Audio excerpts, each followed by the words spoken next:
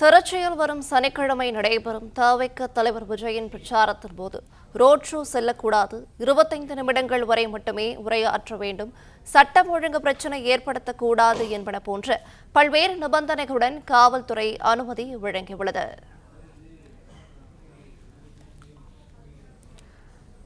விஜய் பிரச்சாரத்திற்கு நிபந்தனைகளுடன் காவல்துறை அனுமதி வழங்கியிருக்கிறது.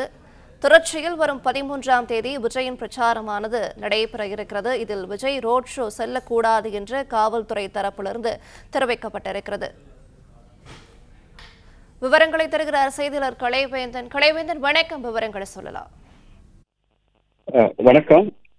தமிழக வெற்றி கழக தலைவர் விஜய் வரும் 13ஆம் தேதி திருச்சியில் பிரச்சார சுற்றுப்பயணம் மேற்கொள்கிறார். விஜய் வாகனத்தில் இருந்தவாறே பிரச்சார சுற்றுப்பயணம் மேற்கொள்கிறார். அவரது வாகனம் டிவிஎஸ் டோல்கேட், தலைமை தபால் நிலையம், பாலக்கரை ரவுண்டானா வழியாக காந்தி மார்க்கெட் அருகே உள்ள மரக்கடையில் நிறைவு பெறுகிறது.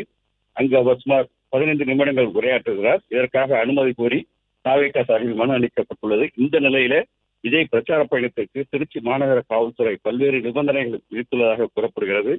விஜய் வாகனத்தில் அமர்ந்தபடியே வர வேண்டும், வாகனத்தில் நின்று கொண்டு கையசைத்து வரக்கூடாது, விஜய் பின்னால் 5 அல்லது 6 வாகனங்கள் மட்டுமே பின்தொடர வேண்டும், டிவிஎஸ் டோல்கேட்டிலிருந்து மரக்கடை வந்துவிட்டு பிரச்சாரத்தை முடித்துவிட்டு காந்தி மார்க்கெட் வழியாக திருவம்பூர் நெடுஞ்சாலையில் செல்ல வேண்டும். ஆனால் இந்த தவிக பிரச்சாரத்தை முடித்துவிட்டு சத்திரம் வழியாக செல்ல வேண்டும் என போலீசார் அறிவுறுத்தியுள்ளனர்.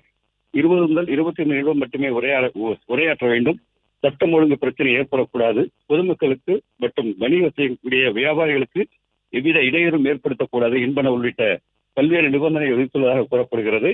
இந்த சூழல்ல இன்று காலை 11 மணி அளவில் திருச்சி மாநகர காவல்துறை ஆணையர் காமினி தவிக நிர்வாகிகளுடன் பேச உள்ளார். பேச்சுவார்த்தைக்கு பிறகு அனுமதி கொடுத்த முழு விவரங்கள் தெரிய வரும். பிளே ஸ்டோர் மற்றும் ஆப் ஸ்டோரில் இருந்து பாலிமர் செயலியை QR கோடு மூலம் பதிவிறக்கம் செய்யுங்கள். செய்திகளை உடனுக்குடன் பெறுங்கள்.